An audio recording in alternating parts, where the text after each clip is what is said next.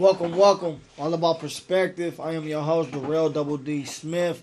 Today we will be talking about substance abuse. I have a special guest with me who's very transparent and open. And her name is Stacy.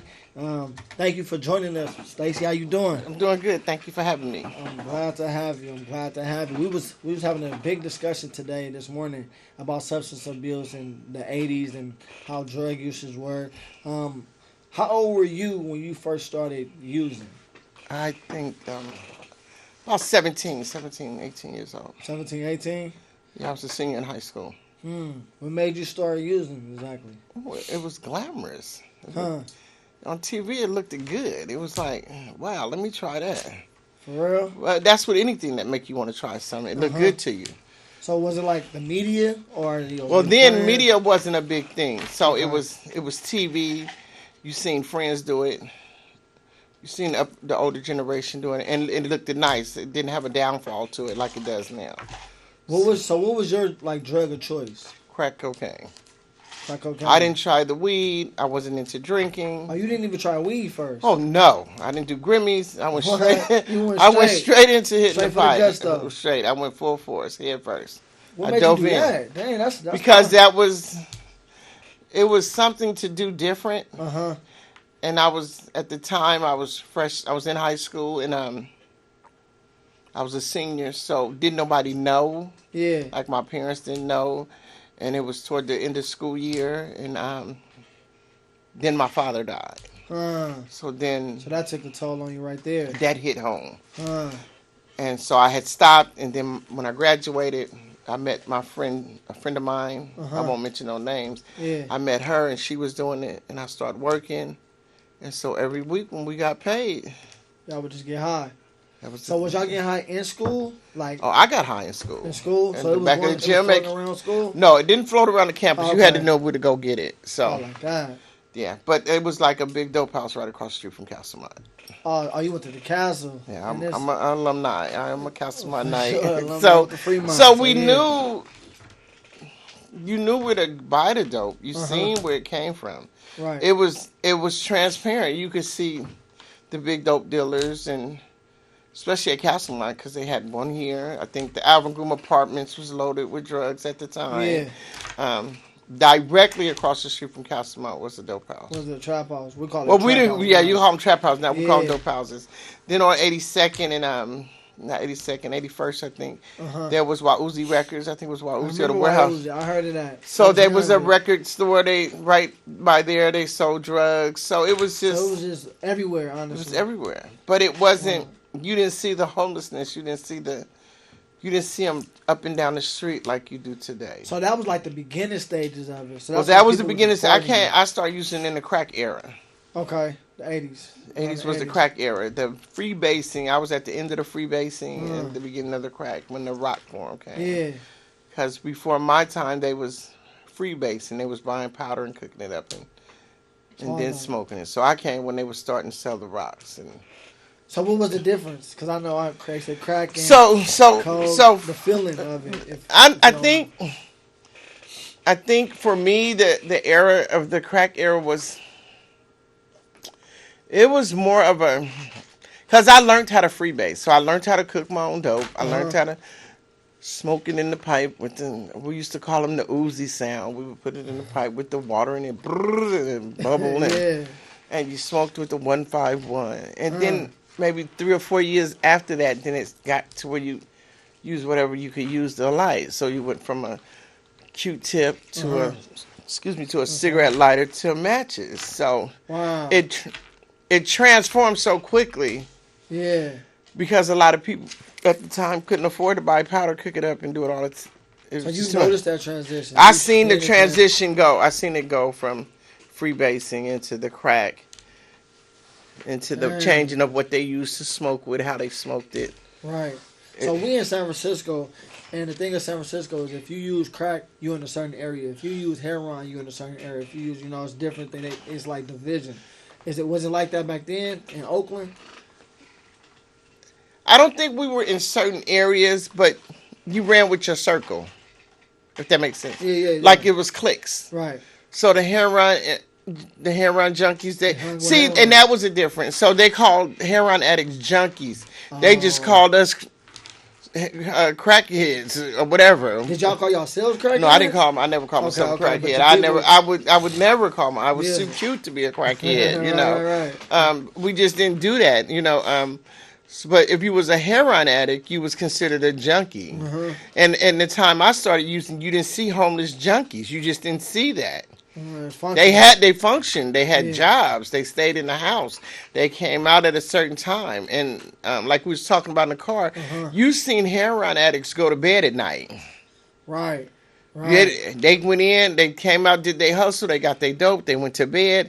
Wake They up got the enough next to morning. get them up the next morning so they can fix it and they can go on about their life. Yeah. Now today you see heroin addicts up all night like you see a All crackhead. night, like zombies. Yeah, Like and they then you were don't saying. see many crackheads today. You see a lot of meth heads. So the meth is took the over. newfound drug now.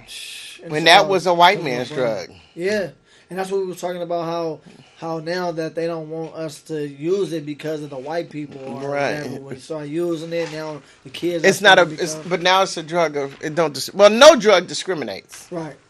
Nothing. No, It doesn't. it's the I brown, think black, everybody uses. white, green, and yellow. It's It's the drug of the historical. color of the Crayola box. It is. So, how was it when you say you shot up before, right? I done used heroin. I done popped What was the pills. different high from shooting up to smoking crack? So for me, crack was just a go getter, and so the heroin never made me nod. I wanted that high because I thought it was cool, but I could never get that high because my body didn't take to it like that. Like I would get high off of heroin, and I would want to remodel your house. Thought I could lift a You car. was moving, I was clean moving. up. You know, I remember I had a guy I used to call my uncle, and he would say, "If you don't sit your behind down and stop moving, I'm just, I'm just gonna put you out." And it was the opposite of what a lot of people do because they Yeah, nod, they nod and they can't sit handle it. still. They picking their skin, and I would be just the opposite. The opposite. So I would like really mess up some people's high. Like they'd be like, "You gotta go," But I always been a hyper person, so it's in my DNA to be moving. Even now that I'm sober, I just I works my partner's nerve at home. Why don't you sit down somewhere? So I think it's just who I am and part of nature. But I was never, that heroin could never slow me down. So did the crack do the same or? Oh yeah. The same I thing. couldn't keep still off crack. I became Wonder Woman. I thought I could fly. Thought you Like could R. pick Kelly up cars. said, I thought I could move cars. I could move the mountains. So, I think it's just it's all in the individual. You know, my addiction took off strong, and I took off strong with it. Yeah. It played a major role in my life. And you're clean. And I'm clean today. What made you get clean? Congratulations. Well, a lot of things, I wanted to get clean because the next person was clean. I wanted to get clean for my kids. I wanted to get clean for my mom.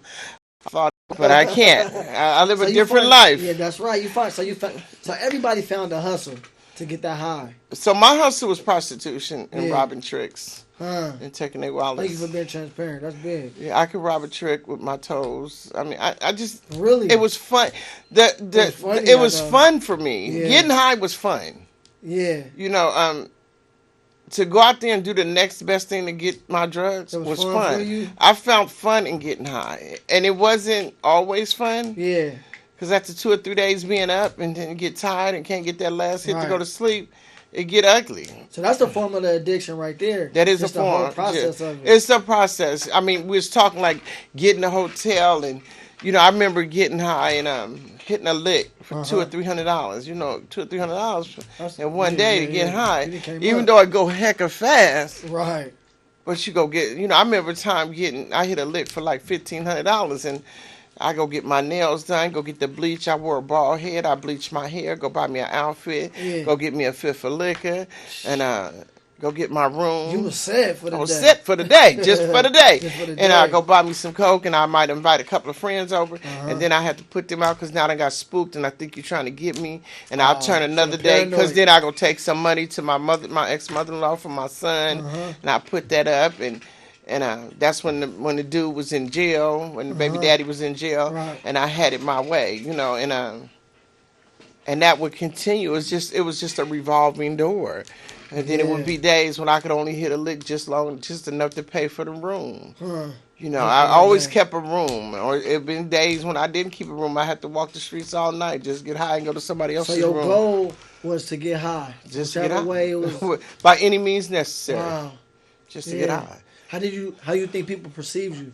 I looked at you. I really didn't care. You didn't even care. It didn't matter. Because I was a clean addict. You know, I like to take a bath. No, what about fun? I like to take a bath. I would go to people's house and give them a piece of coke to take a bath and get cleaned up. Yeah. I would go in Goodwills and steal clothes, get my outfits. I mean, you know, by any means necessary, I made it work for me.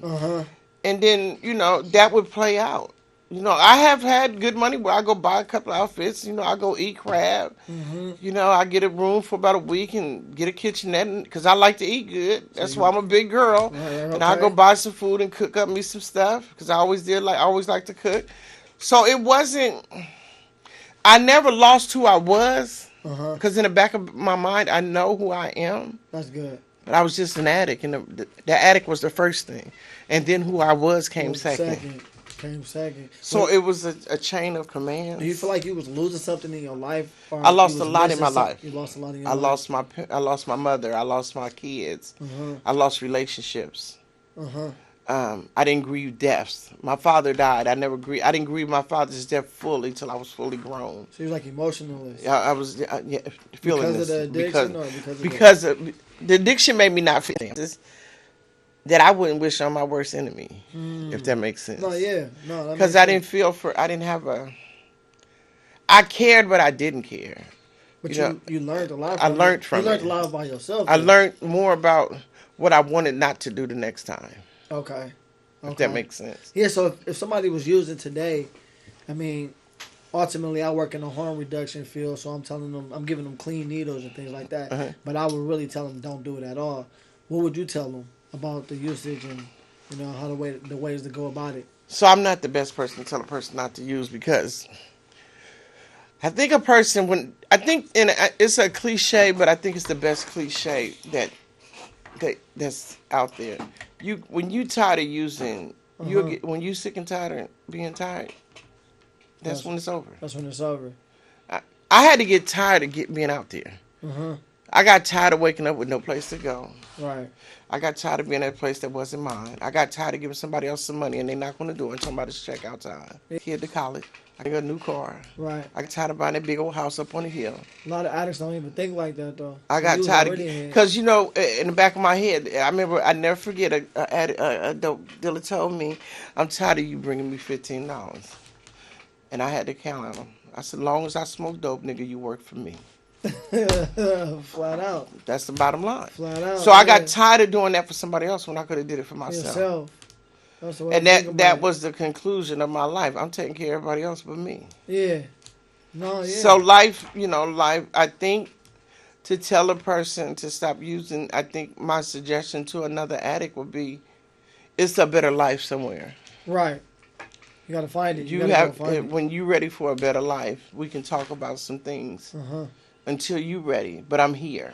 That's good. I think harm reduction, I go to school and we talked about harm reduction. I think harm reduction, just like they have methadone clinics, I think people can function with harm reduction programs. They don't. I think it's something that can be looked into. I think people can survive. People function off of all kind of drugs every day. They do. People go to work that suffer with chronic pain, that take Narcos or Vicodins, that work every day, and you don't even know they're taking them. And these doctors, that's what they prescribe. And the doctors prescribe it. But not only is it that, you got people that have anxiety really bad, that have mental health issues, that take medicine that can be addictive. Mental illness is a serious thing. It's really real. And people take medication for that. But that medication, it sends you on a different trip. Yeah. So what do you think about organizations hiring people that use drugs?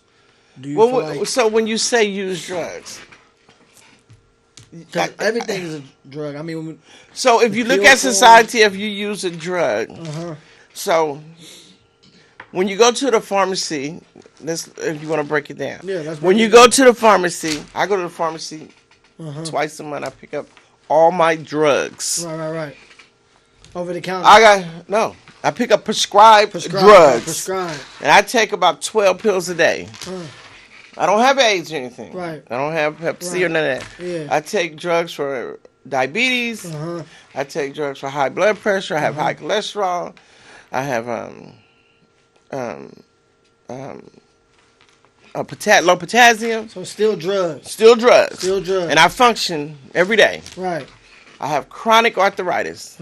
That's painful. Painful. Yeah. So either I'm going to take a Naproxen, I'm going to take a Motrin, or I'm going to take a Narco. And I go to work every day. Yeah. In school. And I walk around that campus with a cane, and I hurt like hell. But that's a drug. That drug keeps me alive. Now, some of my high blood pressure puts me in another state because it makes me tired. Right. But I have to function. So is that wrong? For me to go to work every day kind of drowsy? I don't think it's wrong. Me personally. Right. You don't, but now I don't think it's wrong. That's still a drug, though. But it's a legal drug. But they can test me. They test me. But that just because, what I'm saying, whether they test me or not, I can be on my job looking sleepy or feel tired because one of my medications, which is a legal form and it's a drug, make me tired. Make you tired. Because of what you see on the outside doesn't mean that I'm taking something illegal. True. So who's to say that a person can't function? So that goes back to I agree with harm reduction programs. I agree with a person going to work taking methadone or whatever the substance may be. If they can function, and as long as they get the job done, they're doing it at a normal pace or a faster pace, and it's done efficiently and on time, and it's correct. It's done. Who are you to complain? Exactly. Because even being high, I done did some stuff, and they be like, "Wow, how did you do that?" I shouldn't say this, but it's real. Addicts can do some creative stuff. It's true. We come up with some things that's mind-boggling, and people be like, how do you even think of that? Because your mind is in a whole different area. And you do it, and some of the greatest people that were addicts have done some great things. Yeah. I have seen addicts write books. And I'm not talking about one or two. I'm talking about novels. And look at Donald Goines. Seriously. And he was a dope fiend for real. And he got a series of books from the 60s and 70s. Some good ones. I read all of them in jail. Did you? Yeah. So I'm just saying, who's to say that an addict can't do something? And they don't have. And addiction is just a label. An addict is just a label that you don't have to carry. It's a disease. And it's a disease. And the addict is a label of a person. Oh, she's an addict. They make us label ourselves when we go to meetings. Hi, my name is Stacy and I'm an addict. No, I don't have to be an addict today. Wow. When do you get to drop the title? True. Some people been clean 40. Anymore. I just read on Facebook, my friend, he been clean 19 years, but he go to meetings, he still say I'm an addict. Well, hell, when do I get to drop the title? Yeah. How do you feel about those programs that you were in? So I went to a few programs and left. I did 105 days at P90 out in Napa. I did a detox program. They worked. I was a hard head. I had to be a house mouse for the whole 90-something days because I didn't want to listen. No. I didn't want to cooperate. I had to get humble.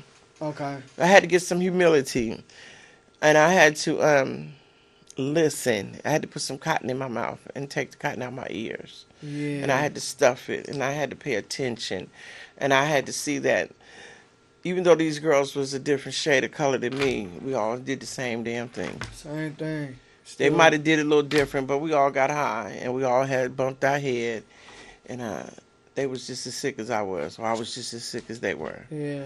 And I wanted a new way of living, so that's what I had to do. So you had to learn respect. And I had not only respect, but I had to accept them for who they are. I have in Narcotics Anonymous and going into programs, because the program is different from Narcotics Anonymous. I had to learn to meet people where they were at, and I had to accept where I was at. So once I got those two together, it became a lot simpler to understand who I was and what I wanted to do. Yeah. Because everybody ain't gonna like me, and that's fine. And you're not gonna like everybody. And I don't get because some people I just don't like. And you had a goal once you said once I went to clean, I'm going to get clean. I got a goal for me. Yeah, it took me to not get. My thing was if I ever got high by myself, it was time to change. And I'll never forget that day I got high by myself. And What happened, if you don't mind? What happened, if you don't mind sharing? So I had got clean in 2001, and I stayed clean for 5.5 years. And I decided to. Me and my wife, we still together 23 years. Got 23 years in this relationship, Okay. And she said, "Well, if you want to still get high, I'm gonna leave you, and I'm gonna take our son, and you're gonna be in this house by yourself." And I'm like, "Yeah, right." Yeah. And I had a 25 nice rock, and I was sitting on my bedroom floor, and she had these garbage bags full of clothes, and I took that hit, and it looked like the garbage bag went from one side of the room to the next by itself. And I said, "Oh, shit, I'm ready. I got to go." And she was like, "What's wrong with you?" I said, "I'm going in the program. Take me in the morning." The bags started walking on you? They just started walking. Like, I was delusional. I had been up for a few days, and I smoked all the way to the program, and I never looked back. I ain't smoked a rock since October 1st, 2007. Wow, congratulations. So, yeah, it could be done. I said if a person like me could stop smoking coke, for sure, anybody can. Because sure. I used to say, I love smoking this stuff. I'm going to smoke it till the day I die. Did you? But here I am, and I ain't smoking. Really? So, yeah. Wow. So, it can be done. But you have to want to do it. Yeah, you gotta want So, to those that's in harm reduction programs, I think it's a mind thing. If you're doing something that the government wants you to do, it's definitely a mind you would thing. change your mind and not want to do They're it. making a lot of money off Because of we it. have a way of saying, "Oh, the government want me to do this." Fuck the government. I'm not doing that. Yeah, And watch how people change. true. Because they're going to think it's a setup. Oh yeah, and it is. It is. That's why we got liquor stores on every corner. And Yeah. for So sure. just think everybody going to this harm reduction place getting some drugs every day for nothing. Nothing People are at going all. to be like, "Oh, it's a setup. They in my business. I'm not finna do that." So I Right. think I might get clean. True. That's your how you have to look at it. perspective change. Your perspective change. Your mindset changed. What was your lowest? So everybody reached a low point and a high point. So my What was your bottom, lowest? I don't Your think rock bottom. my rock bottom was in 2001 when I first got clean. Before I got clean that time, that was my bottom. But my lowest point is when I was at my house because I had gained everything back.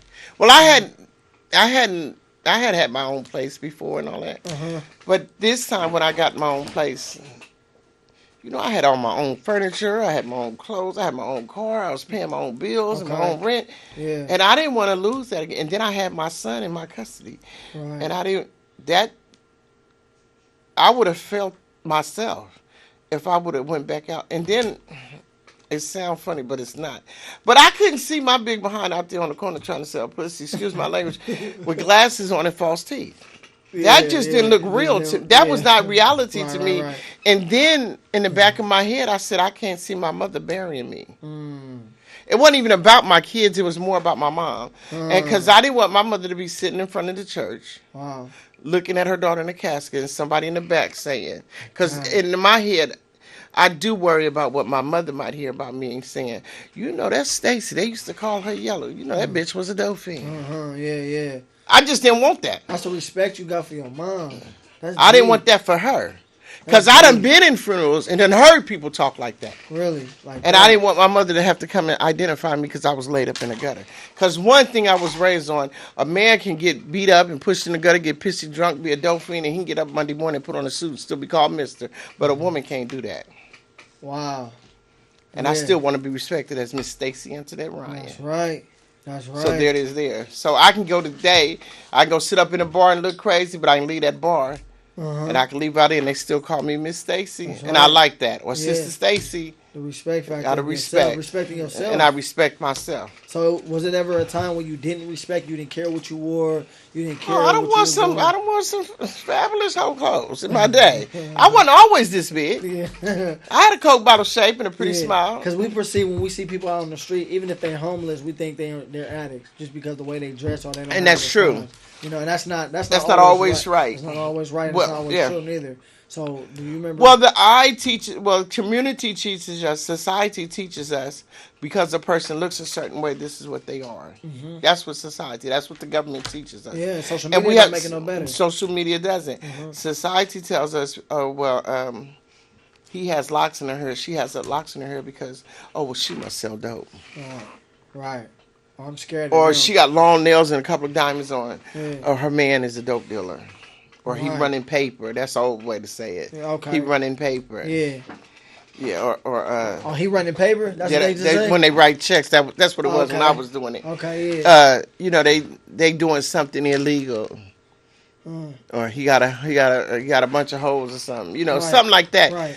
Just because you look nice, it's something you don't have a legal job. You're not making an honest living.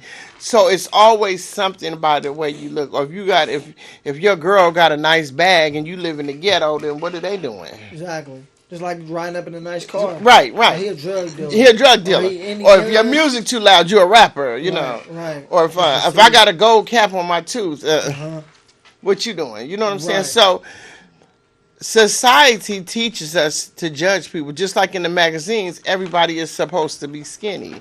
I'm supposed to have a Coke bottle shape, but they forgot they got big girl stores. Right. They still got it. And we still look good. Definitely. For sure. You know, I have a fashion coordinator. I can text her any day. How this look? You know what I'm saying? So society teaches us what's good and what's bad. What we're supposed to look like, how we shouldn't look. So we have to remember that I did a paper a few years ago on homelessness among women. Yeah, talk about and that. how people perceive the homeless. Every time they see a woman out there homeless, it's because she used drugs. And it's not that. Most women become homeless because of abuse with their husbands or their mates. Divorce. High education, because they're so educated they lose their jobs. Divorce. Right. A death of a child. Yep. Mental health. Mental illness, definitely. And they never touch a drug. Right. So I think the drug is put into the picture because that's what somebody wants us to believe. You know. Were you ever suppressing pain when you was using, or was it all partying and having fun? I suppressed a lot. I suppressed the pain of losing my dad. Yeah. Trying to cope with that. Yeah, I remember. Because I was a daddy's girl. Okay. I was his oldest daughter, and I was the daddy's girl, and me and my mom was too much alike, so she, it didn't. Clash a little bit. Yeah. I left home after 12th grade. I stayed at her house, and I left home going into the 12th grade. Went and stayed with a good friend. Came back home. Then I graduated. Then 2 years later, I had a baby. 3 years later, I had a baby, and I left again. Yeah. And I never went back home. So me and my mother, and right now today, after all these years, we're good friends. We're best friends now. But it took a lot to get there. So I suppressed a lot losing my father. That was my best friend. Yeah. You know, me and my dad was very close. And things happen. So they helped you through that moment. Yeah. They helped you. Drugs took a part of me where I didn't have to talk to nobody. Like so I could cover I didn't isolate, but I didn't have to tell you how I was feeling. Okay. So I could beat around that. We could talk about something else. Yeah. I could be the happy-go-lucky girl. Right. I could sit in the center of the crowd and we could talk about some things. Right. We could spit game. We could drink and have fun. Yeah, you said it was fun. It was fun. It was fun. You know, I had fun out there. Yeah. You know, as long as I didn't tell you what was going on inside of me, I was having fun. But when I shut down, it was time to go to sleep. So I might cry at night, and I'd probably see at my hotel. Okay. And it was over. But half of the time, I didn't go to sleep. So I was up 2 or 3 days. And so you was around a lot of people, though? I stayed around a group of people. You think that was one of the part of you coping as well? It was part of coping. It was a coping mechanism. Yeah, definitely. But I always had a man. Me and my son's father was together for many years. Okay. And he used too with you? Oh, did he? Okay, so y'all I paid for our highs. Right, you know. Right. He was a half-ass pimp. He thought he was. I mean, I don't knock him. He gave me all the game. I know I respect him and love him for it. Yeah. But, you know, things change. So they made it easier to use when everybody else was using with you, around you. And then I learned from the best. I didn't run with no punks. Yeah. I didn't come from me and your mom was good friends. Yeah, I know. You know, I come from some OGs. I ran with the best that taught me you don't do this, you don't do that.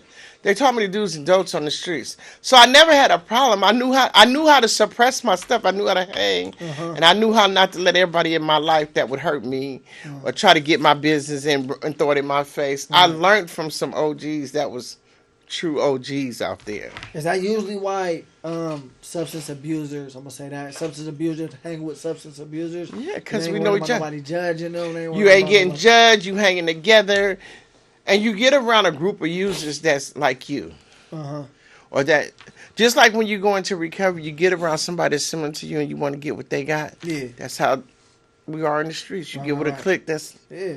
that you cope with. That hey, we got this. Like if I had one person, I would hate to see her sick, and if she needed me, even though I didn't use hair run all the time, and she didn't have her money, I make sure I give her She shoot her had something. $10. I go get you something. That's love. Yeah, That's love, right? because I don't like to see. I had an uncle. He's deceased now. My father's brother. I would never. I go to West Oakland to see him. He was sick.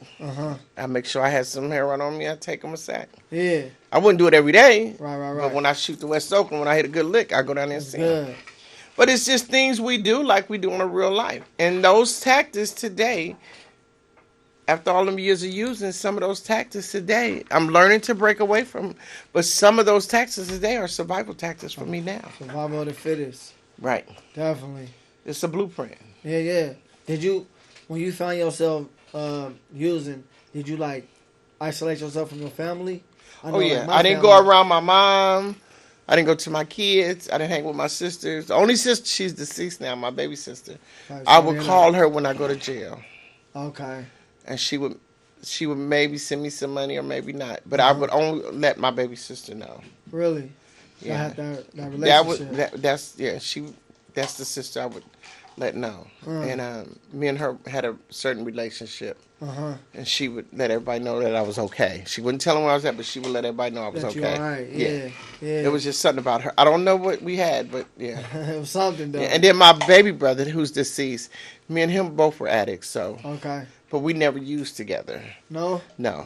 Yeah, my mom and my auntie used to always use together. So I never even. No. We used together one time. I just couldn't because he thought he was older than me and he could tell me what to do, so we didn't do that. But I loved him to death, but we couldn't get high together. No. Yeah, he was the man, and I wouldn't. He wouldn't let people sell me drugs or anything. That's good though. That's love right I there. don't know how much love it was. I was getting high, and he was too. Anyway, right? But I mean, it's one thing with your sister, your family. Like I don't know about that. I'm doing. I don't want her doing it though. Right. I might be doing what I'm doing. Right. No, that's real. But addiction is. I think today I was reading a documentary and was watching a documentary in school, and the man said that it's not a war on drugs; it's a war on the addiction. people. Oh, okay. On addiction. On addiction, yeah. And I kind of agree with the man because society teaches us everything. We learn to grow addicted to things. Oh yeah, whether it's shopping, whether it's clothes, cars, the fame. We get addicted to ourselves. Food. Addicted to ourselves. Pictures in the magazines. Yeah. So it's not just the drugs; it's just everything in society. There's an addiction. People want to lose weight, so they go have surgery. Yeah. People want to get a different type of smile, they go have another surgery. People want their lips bigger or smaller, they have surgery. People want their eye color changed, they have surgery. So it's like addicted to an image. You're addicted to an image. Drugs, to me, is an image. You want that euphoria. Yeah. You can't feel like that forever. That surgery you have on your face, you're not going to look like that forever. Look at little Kim. Oh, Kim. She was beautiful when They said she was beat. They said she was beaten, almost beaten to death. That's what I heard. I don't know. I don't know. I know when she came up with Biggie, she was cute. She was, a black and lady. She's a beautiful woman. And now she's like a part of the Jackson family now. Yeah. She's like I don't know, but she don't look like the little Kim I met growing up with, watching her. But I'm just saying, anybody in general, I think the surgeries are put too much on us. But that's a part of what society wants us to do. Yeah. That's what you perceive. That's what people are. The image. Up in headlights. Get your weight loss. Right. Get your tummy tucked. Go to Brazil. Yeah. I mean, even with the health and fitness now, it's like a trendy thing. It's real trendy. People are doing to just, get people die going to walk on the treadmill. Trying to do it too much. Right. You know? Yeah. But I think, life is what it is. And we do our best to learn. I think addiction and all, drugs and alcohol, fitness, food. So alcohol, because you brought up alcohol, when you used, was alcohol a play of that? Did it play? It played a major part in it too? Yeah, So I used to like some good liquor. what you used to drink? My drink was Remy Martin and lemon. Okay. Then Okay. when times got hard, I drank some vodka. Yeah. Vodka, you know. My uncle be on that same vodka. You know, you go get $20, you buy a $2 bottle, and the rest in drugs. But I mean, you know, You believe it's a gateway? Because they say weed and alcohol is a gateway drug to other drugs. I know you said you see, didn't start alcohol out with wasn't a weed. gateway for me. It wasn't. I don't know first into the Right, drugs. for you. I don't know. I believe it is with the generation today Yeah. because they go and have a drink and then they go straight into smoking. They don't know what the weed Now is they laced off the with. lean. Now they off The weed get dipped. Right. You know, It's a lot of meth. meth. You know, it's the date rape drug. Uh-huh. You know, and it's not even hidden like it was when I was growing up. You know, at least it was hidden. Or was. You know, people turn their back and do something. These youngsters they just do give right it out to you there. right and open. I'm walking up in the street. I'm seeing people shoot up. Right, yeah, everything is done wide open now. So, I think they, you know, and then the kids, I shouldn't call them kids. Young people today they're real transparent. They don't care. They just don't care. I think they don't respect themselves or others. They don't. They don't. Because they're not taught that. They're not. And it's the younger generation parents. So, Yeah. I'm not that old, but at 55, I was learning to, like today, I just quit smoking cigarettes. But I didn't start smoking cigarettes in front of my mom until I was like 35 For real? That's years what's up. old. Yeah. I didn't have a cocktail in front of my mom. I had one cocktail when I was younger, and we started drinking together. We didn't drink together still. She'd be like, "You want a beer?" And I'd be like, "Sure." Yeah. But it took a long time to do that. Uh, My son at 25 barely drinks in front of me. He buys him something and he go in his room. right. He don't even smoke marijuana around me. Yeah. It's totally different. He nowadays. won't have nobody come to my house to bring him nothing or anything. Around you. So out of respect, I mean, the generation, if you're not taught that, how do you give it? Yeah. That's how it is now. Like, even with my family, like, I don't want to drink around nobody. For Right. real. So you don't, on the yeah, side. you, That's I mean, they the don't, respect they're not factor. taught that. Most of these young kids are getting high with their parents. They're sitting up rolling blunts With their together. parents, everything. They're going to the liquor store. Mama, what you want? Right. I would never. Ooh, But then Jesus. it's like when they start becoming addicts, when they start using, they start needing it, and they start depending on it. Then do their parents feel guilty about it, or is it like I should have avoided them from doing that way back then? I think it's too late in the game for that then. I mean, So that's why you say don't. so smoke like with them. I'll give you a prime example. Uh-huh. In the African American family, when I was growing up, you didn't see kids and their parents getting high in the 60s, 70s, and 80s. You didn't see parents and their kids getting high together. It was just, you just wasn't going to see it. Right. The white families, Uh-huh. you seen that. Really? They did it with their parents. They sat there. They had a cocktail. Oh, it's okay to have a little wine at What? dinner time. That's where it started. Really? We're going to have a little steak and wine. It's Yeah. okay. You know, don't trip, son, just a little bit. I wish I would have asked a glass full of wine with my mom at Yeah. 17 years old. You get knocked down, teeth knocked down your throat. Right. You know, or they slip and have a beer, or they go away to high school and my mom don't say nothing. Uh-huh. You get pat on the hand. Their kids rush and go to recovery programs. Black families didn't have money to do this kind of stuff. Right. It was kept hush hush. If your kid did get addicted to something, you don't see black kids get addicted to stuff in the 80s like that. We didn't have the resources.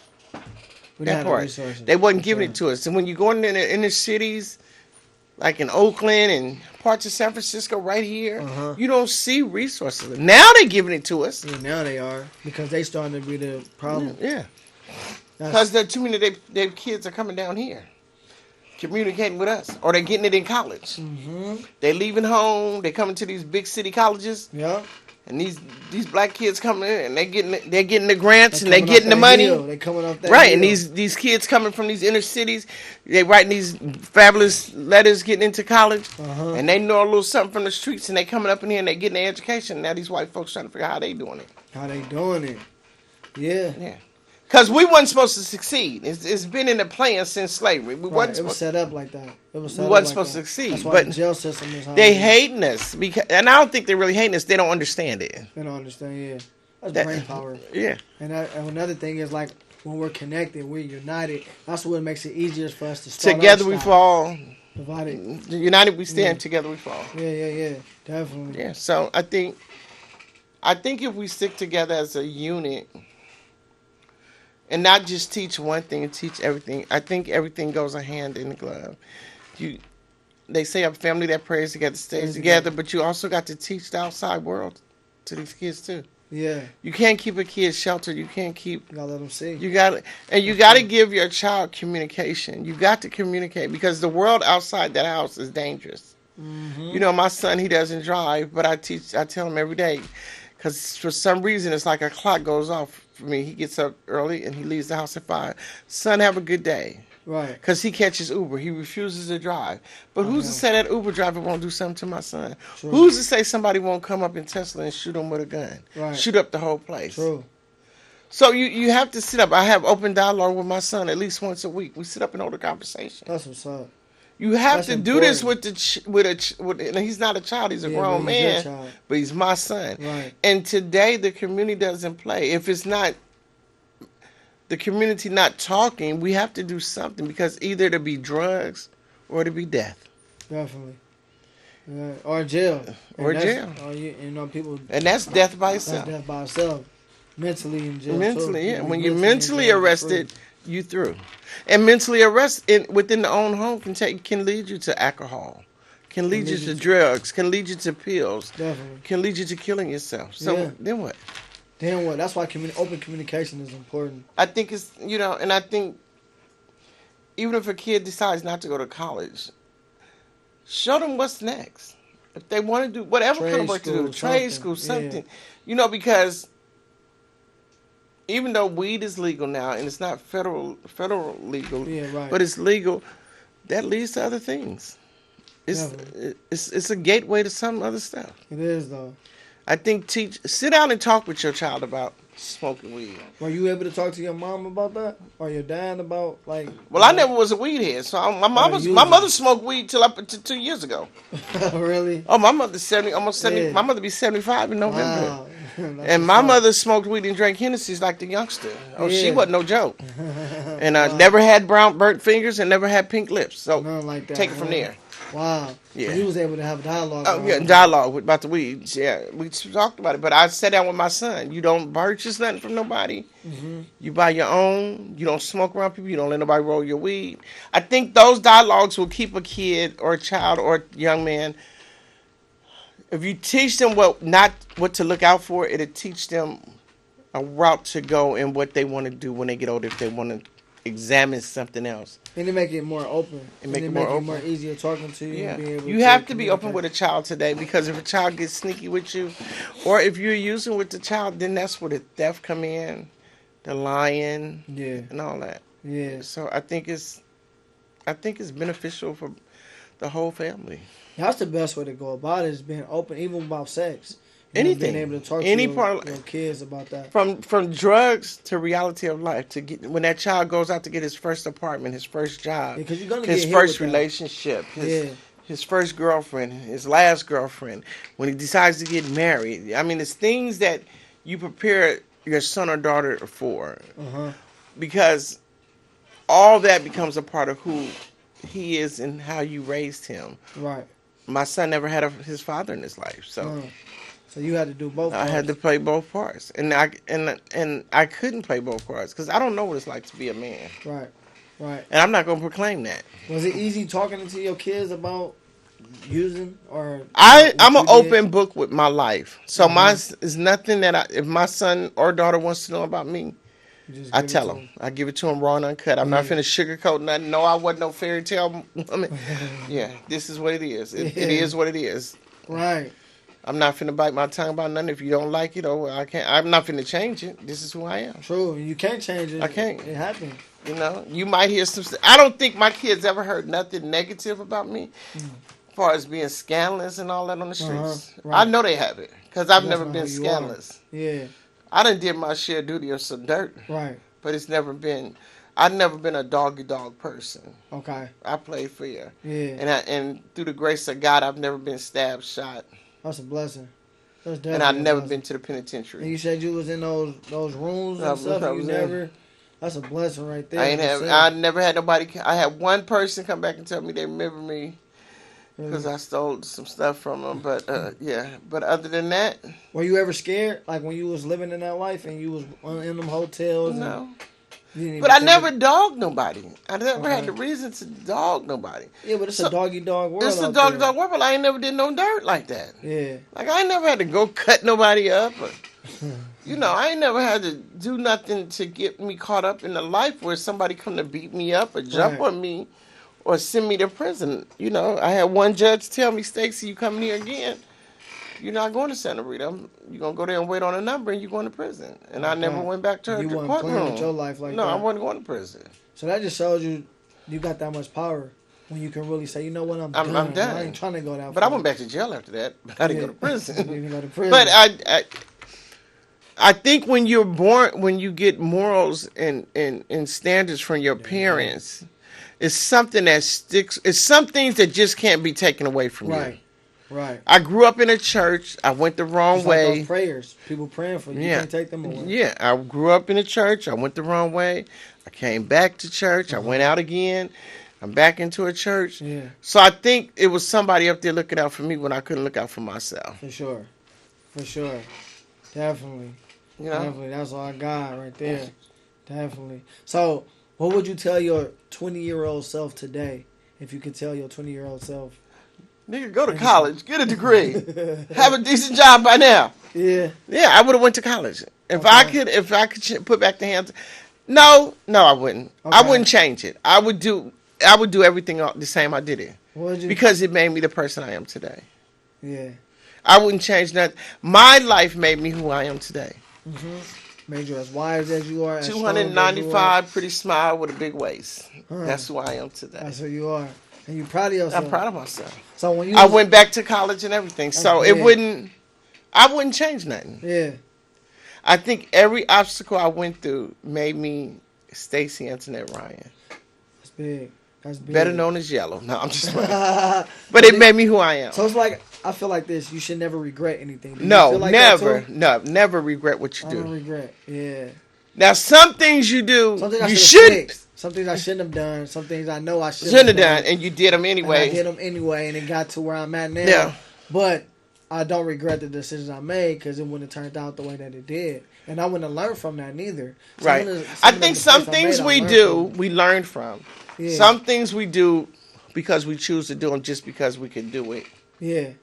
And then some things we have no control of what we did. Right. It was put in the atmosphere because that's what we needed to do at that time. Mm-hmm. And then some shit we do it out of anger. And that's not good neither. And the things that we do out of anger is no lesson taught from that. That's real. Because when you do something out of anger, what do you gain from it? Nothing. Nothing. But everything is a teaching moment. I believe everything I ever done in life was a teaching moment for me. Definitely. When I learned how to use drugs, I used it. I learned how to do some things to teach me how to keep them drugs. And all that I done, some of that stuff I have done, now that I'm clean and I don't get high no more, some of those mechanisms keep me from letting people get over on me. It teach me that I don't have to put up with bullshit. Right. It teach me that I know how to say no today. Definitely. If I don't want to be bothered, I can just say no, and I don't have no regrets about it. Yeah. So I don't have to kiss no behind. I thank God I can get on my knees. I might stay down there a little longer than some people. Right. But I get on my knees for one person only. I ain't getting down there to get something else. You know what I'm saying? Right. That's real. So I don't regret nothing I've done in life because it made me the person I'm glad to be today. I'm happy where I'm at today. It ain't the best. That's good. But it's better than the worst. Seriously.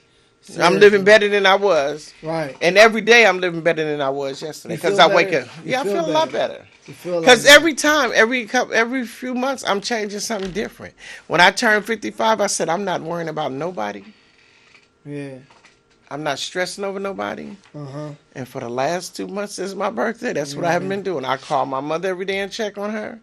I have a daughter that's not speaking to me, and it don't bother me whether she speak or she don't. Because it's neither here or there. Yeah, it's a process. It's a process. But I'm okay with that. Yeah. Because I got to take care of Stacy. And if I don't take care of me, I can't take care of nothing around me. Nobody will take care of you like you take care of yourself. Exactly. That's it.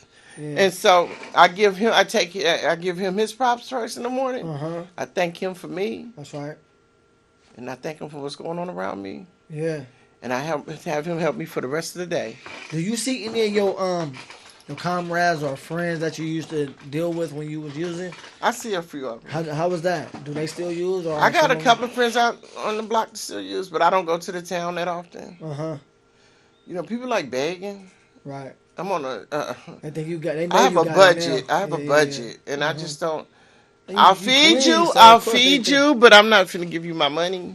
Right. So I don't carry money like that. Me neither. The ATM most card. that's all I carry. ATM card. And for sure. I had a girl cuss me out about 10 years ago. What you mean you ain't got no money? You think you betting us because you ain't? No, I just don't have no money. I just don't Like I really don't have it. Yeah. Yeah.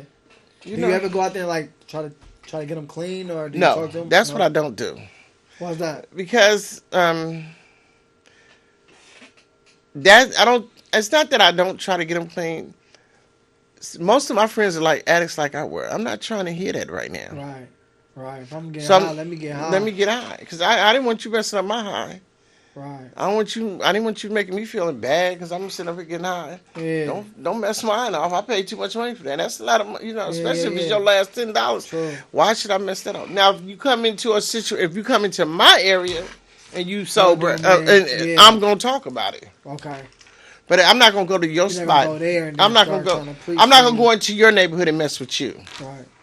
I'm not gonna do that. That's just not. I think it's unfair.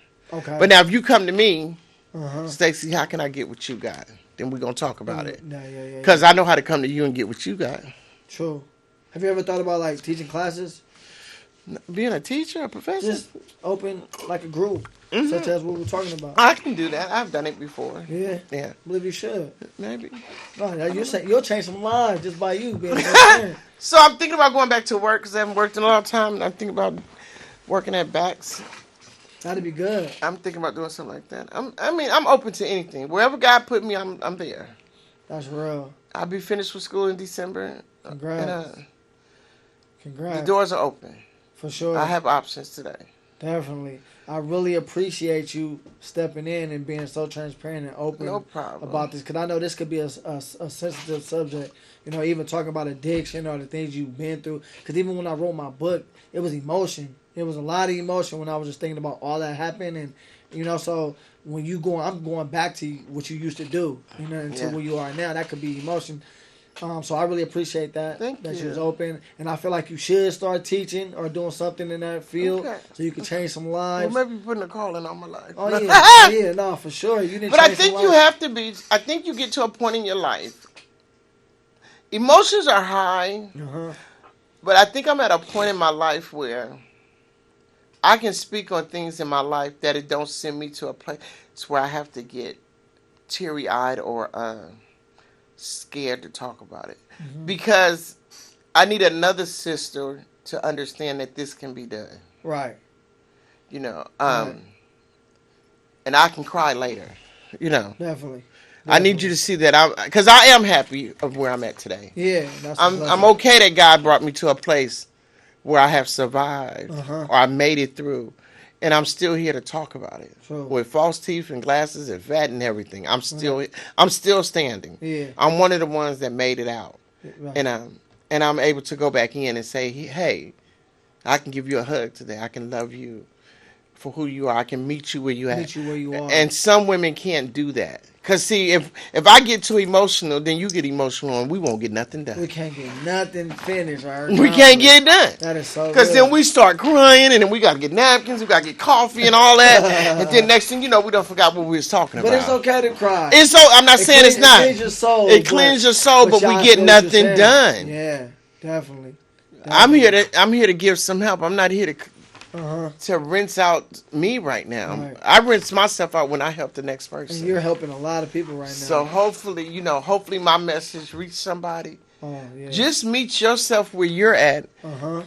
And if you can meet yourself where you're at and just take that next step, you just got to take one step. So I want to talk about the last thing about prostitution. And I know drug usage, prostitution, all that kind of go hand in hand. What would you say for that young child Because now they're like 14, 13, 14 out there that's trying to get away from that pimp and who really don't have a desire to be prostituting but don't know what else to do. What advice could you give Just find them? the next woman that's not prostituting. I left for pimp, Okay. but I was older. Yeah. Just find a friend that is not doing what you're doing. Uh-huh. Back to take that first step. Meet somebody. She needs to meet somebody where they at. Meet somebody with And just leave. Just leave. And it's the hardest thing to do. You're going to want to look back. Uh-huh. But if you want something different in life, you got to take the first step. I like that. Thank you so much. I really appreciate that. You're so welcome. Thank you for coming in and joining us on All About Perspective. If y'all heard it from Sister Stacy, man. Hey, my name is Darrell Mario Smith. I am your host of All About Perspective. Check in with us next week. Substance abuse. You don't value yourself. God bless you all.